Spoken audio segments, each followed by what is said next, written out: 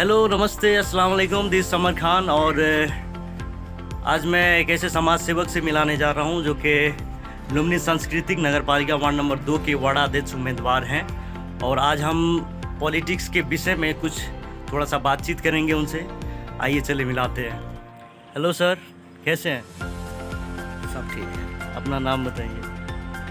सबसे पहले नमस्कार, अस्सलाम वालेकुम। मेरा नाम इनामुल्लाह फ़कीर और मैं लुम्बिनी सांस्कृतिक नगर पालिका वार्ड नंबर 2 से, और फ़िलहाल आने वाले स्थानीय निकाय के चुनाव में मैं उस वार्ड से वार्ड अध्यक्ष पद का उम्मीदवारी देने के लिए भी रेडी हूँ। तो हमारा छोटा सा इंटरव्यू है जो कि पॉलिटिक्स के विषय में हम थोड़ा सा इस इंटरव्यू के ज़रिए जनता के बीच में लाना चाहेंगे।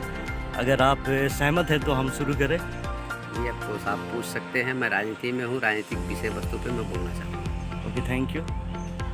राजनीति के लिए शिक्षित यानी लिखा पढ़ा नेता कितना महत्वपूर्ण होता है और क्यों?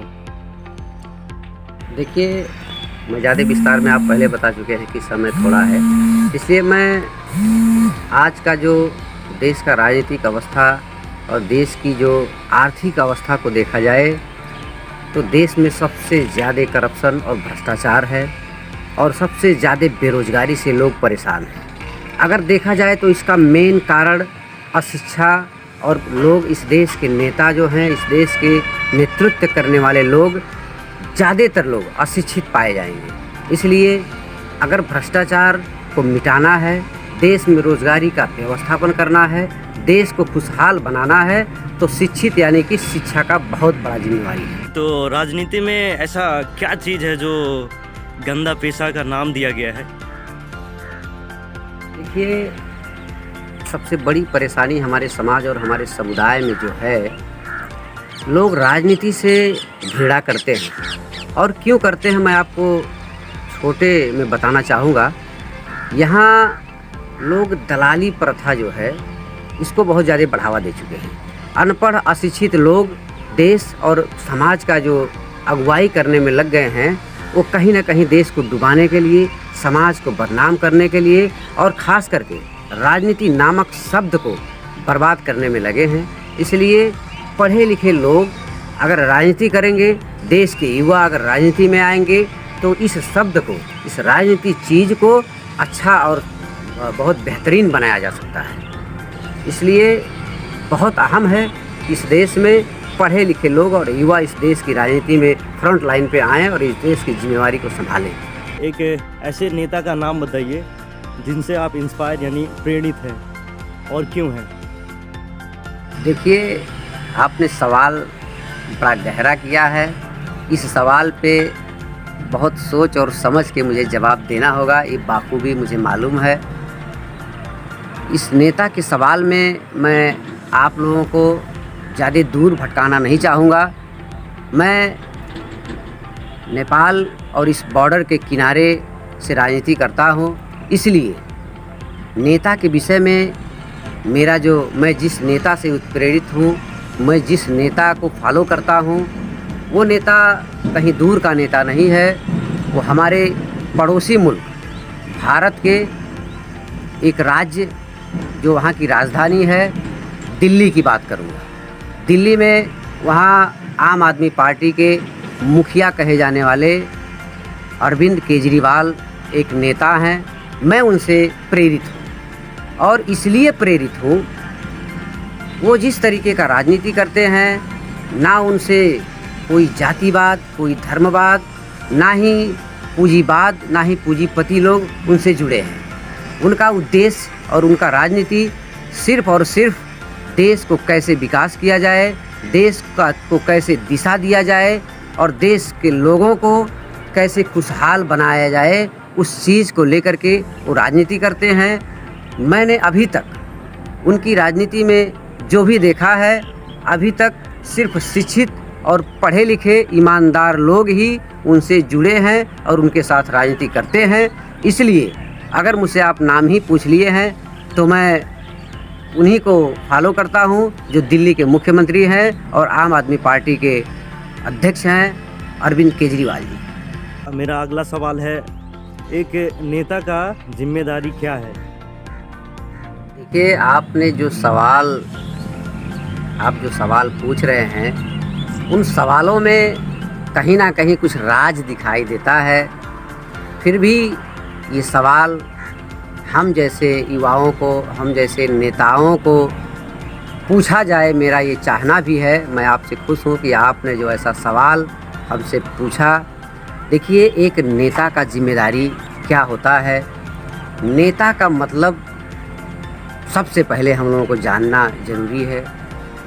नेता वही है जो नेतृत्व कर सके, जो नेतृत्व करने का क्षमता रखता हो और देश और अपने समाज को सही दिशा के तरफ ले जाने वाली नेतृत्व करे।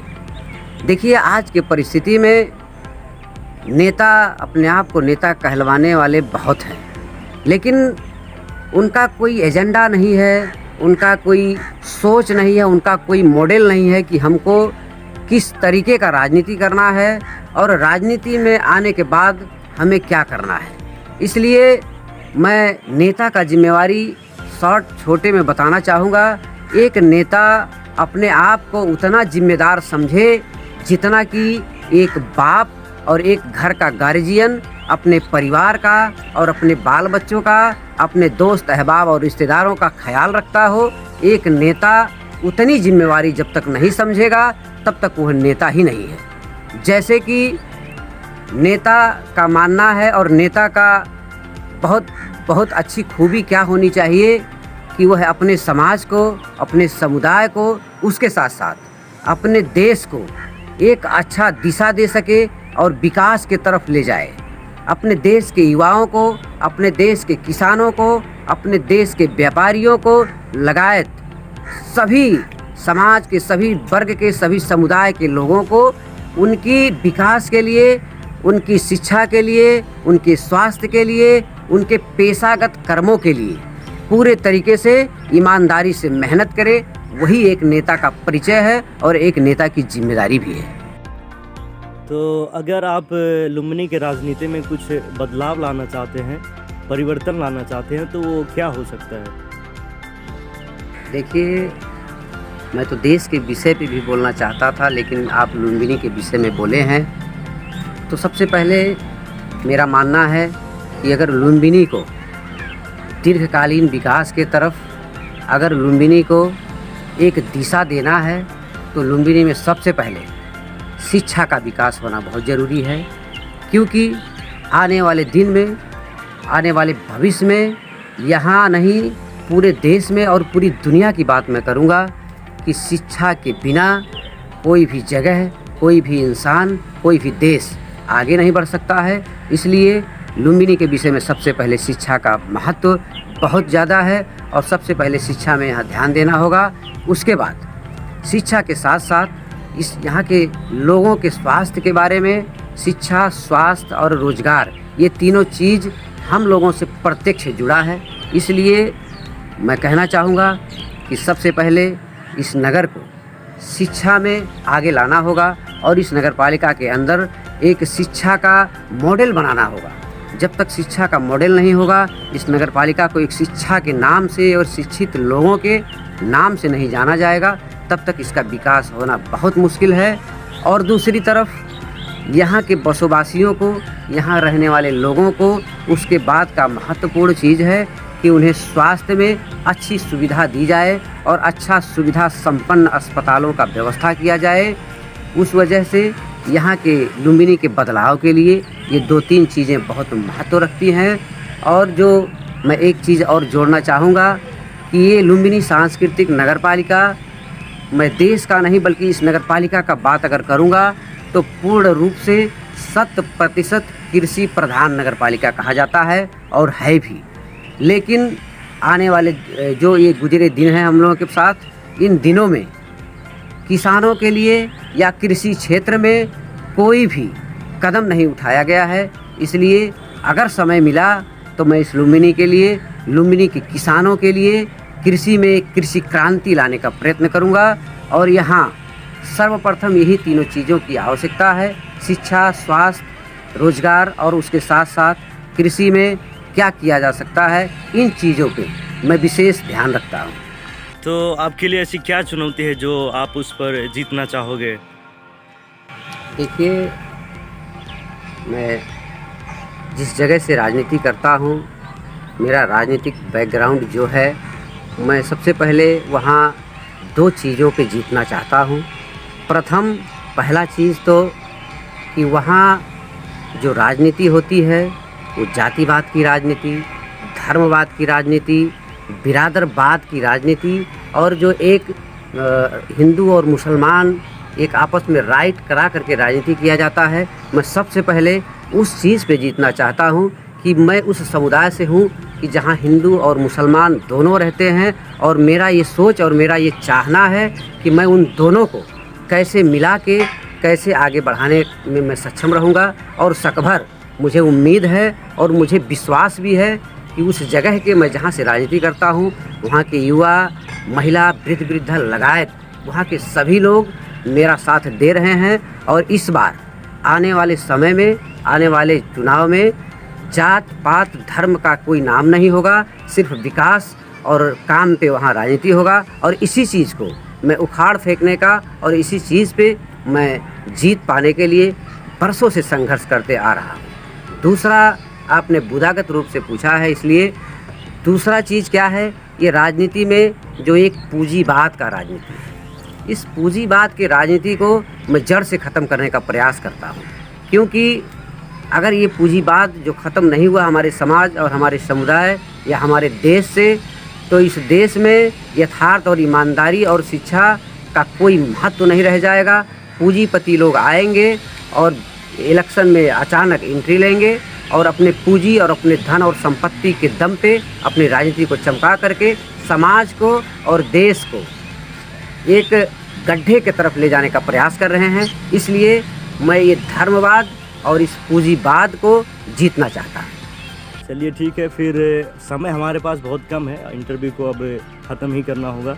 तो मेरा अगला सवाल ये रहा कि अगर आप ये चुनाव जीतते हैं तो जनता को आपसे क्या फ़ायदा हो सकता है? देखिए, मैं चाहता था कि आप मेरे साथ कम से कम 5 घंटा रहें और विस्तार से मैं आपसे बात करूं और आपके माध्यम से अपने समुदाय, समाज और पूरे देश को एक अच्छा मैसेज दूं। लेकिन ठीक है, समय थोड़ा होने के नाते आने वाले समय में मैं फिर आपसे बात करूंगा। आपने जो कहा कि अगर आप चुनाव जीतते हैं तो जनता का आपसे क्या फ़ायदा होगा। देखिए, मेरा मानना है कि फ़ायदा और नुकसान ये 2 चीज़ें जब भी होंगी तो जनता की ही होंगी। अगर फ़ायदा होगा तो जनता का ही होगा और नुकसान होगा वो भी जनता का ही होगा।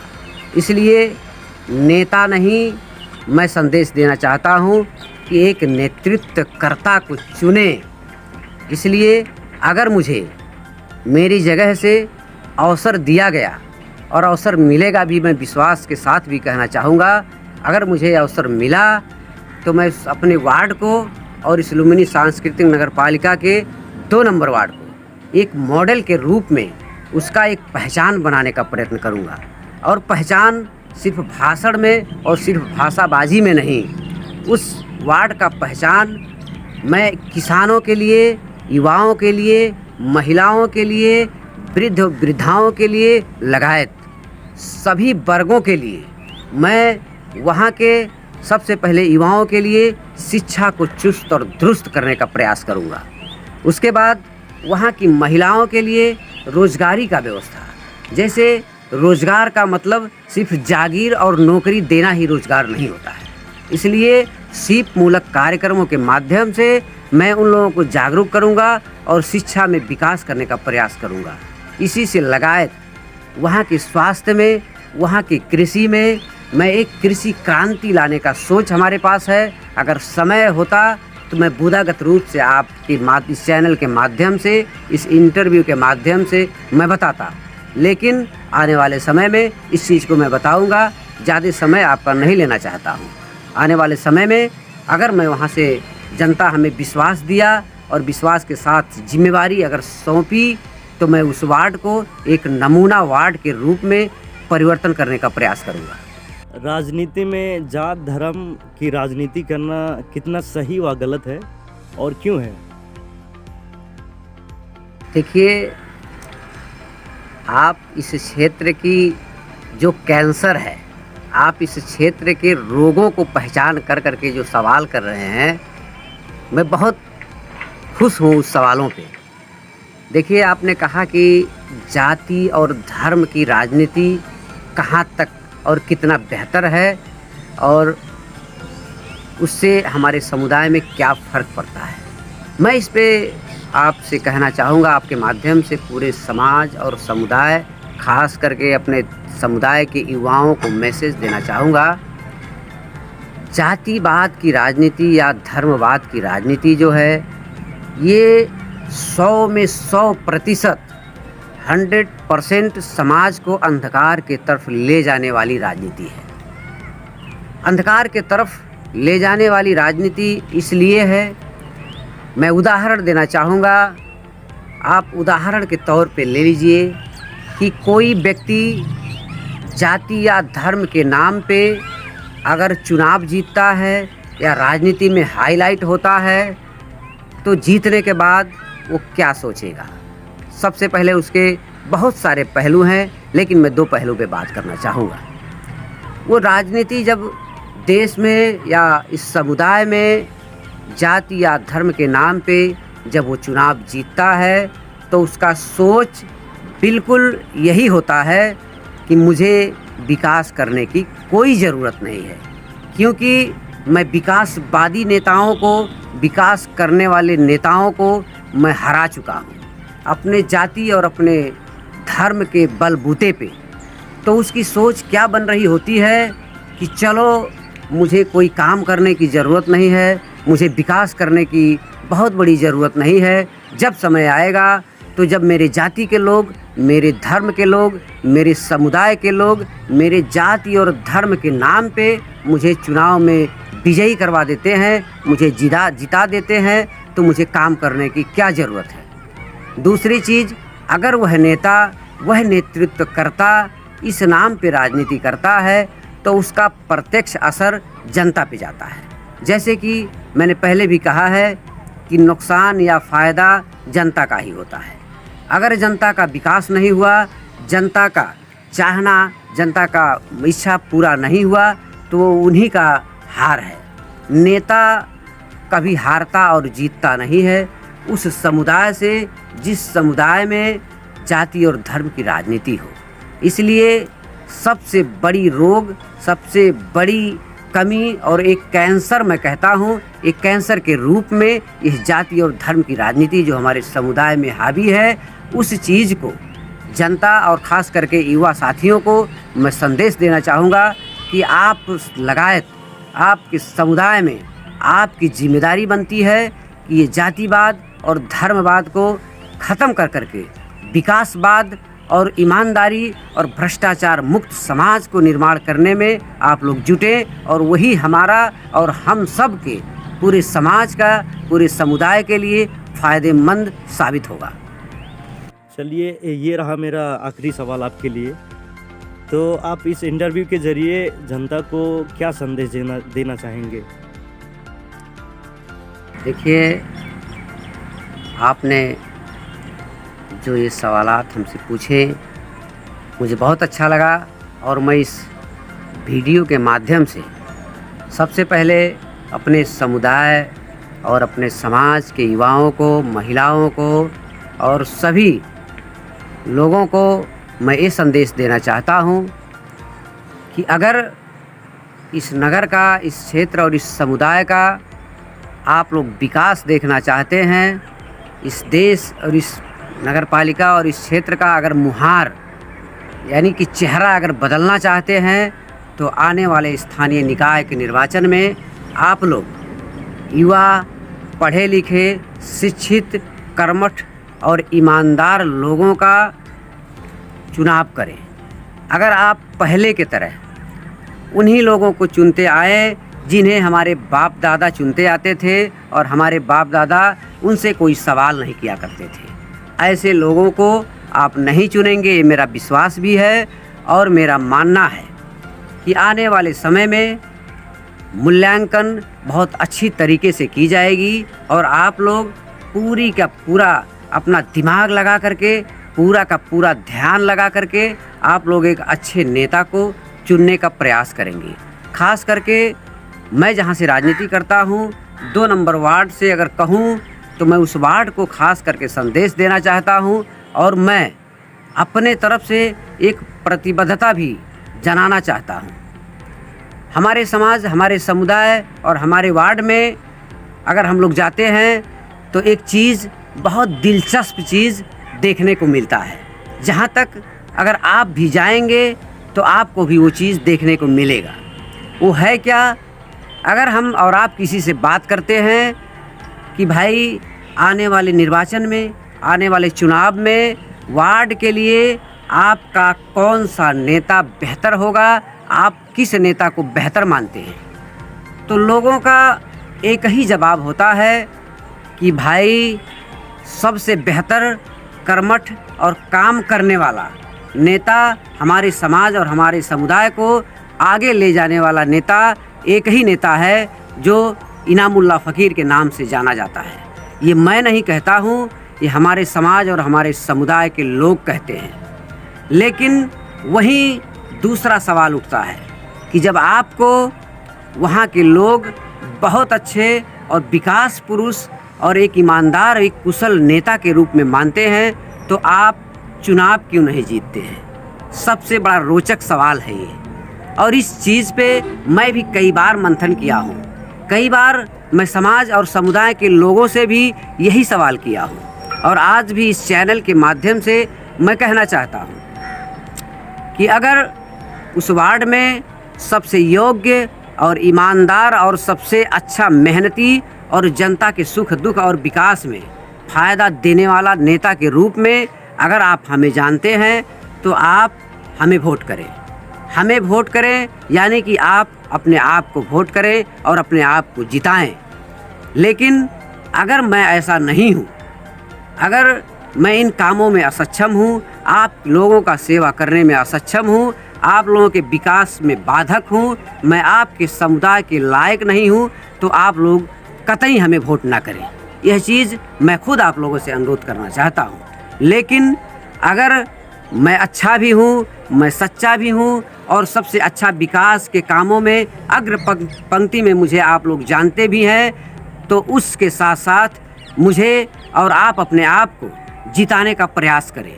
नहीं तो मैं उस वार्ड के विषय में जितना भी उम्मीदवार हैं, मैं आप लोगों से कहना चाहूँगा, सभी उम्मीदवारों से आप लोग प्रत्यक्ष मिलें और आप लोग सवाल पूछें उनसे कि आने वाले दिन में और आने वाले वक्त में, आने वाले समय में हमारे समुदाय के लिए, हमारे समाज के लिए, हमारे समुदाय के युवाओं के लिए, महिलाओं के लिए, किसानों के लिए, बालिकाओं के लिए आप क्या करेंगे। अगर वह सवाल का जवाब शुद्ध ढंग से, निष्पक्ष तरीके से देते हैं तो आप उस पर मंथन करें और उस चीज़ को आगे बढ़ाएं।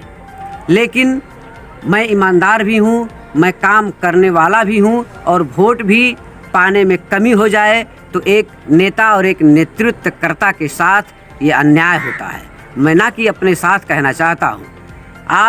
मैं उदाहरण के तौर पे उस वार्ड के लोगों से यही कहना चाहूँगा कि आने वाले समय में और आने वाले स्थानीय निकाय के निर्वाचन में, देखिए इससे पहले के निर्वाचन में भी चुनाव लड़ा था। चंद वोटों से मैं चुनाव हार गया था। उस समय मुझे महसूस और मुझे फील हुआ था, खास करके मुझे गर्व महसूस हुआ था। मुझे हार की चिंता नहीं थी और आज भी मुझे हार का चिंता नहीं है और जीत की कोई बहुत बड़ी खुशी नहीं होती है। जीत तो जनता की होती है।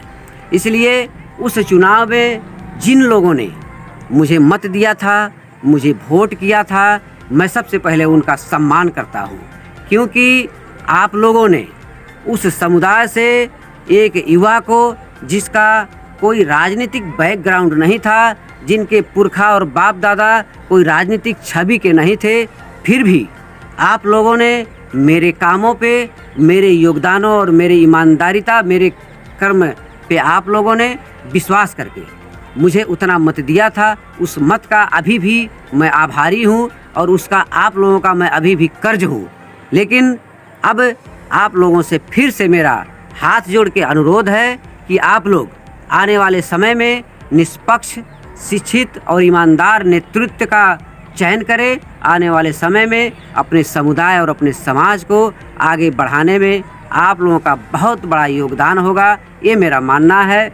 और हमारी व्यक्तिगत तरफ से मुझसे जो हो सक रहा है मैं आप लोगों के लिए करता आ रहा हूँ और करूँगा भी। इसलिए आप लोगों से उम्मीद है और इस कार्यक्रम के माध्यम से अंत में मैं कहना चाहूँगा कि उस वार्ड के लिए और इस नगर पालिका के लिए और लगायत इस देश के लिए मैं अपने अंतिम सांसों तक समाज और समुदाय के लिए काम करता रहूँगा और आगे बढ़ता रहूँगा। इतना ही कहते हुए मैं आप लोगों को एक बार फिर से आने वाले स्थानीय निकाय के निर्वाचन में असल, कुशल और एक ईमानदार व्यक्ति का आप लोग चयन करेंगे, मुझे भरोसा और विश्वास भी है। Okay, thank you so much sir for giving me your valuable time. आपसे बात करके काफ़ी खुशी हुई हमें। और आप लोग भी लाइक करें, शेयर करें और सब्सक्राइब करें। और बहुत सारे कंटेंट है अभी आने को मेरे यूट्यूब चैनल पे, तो आप लोग भी सपोर्ट करिए और इन्हें भी सपोर्ट करिए। Thank you so much. Thank you.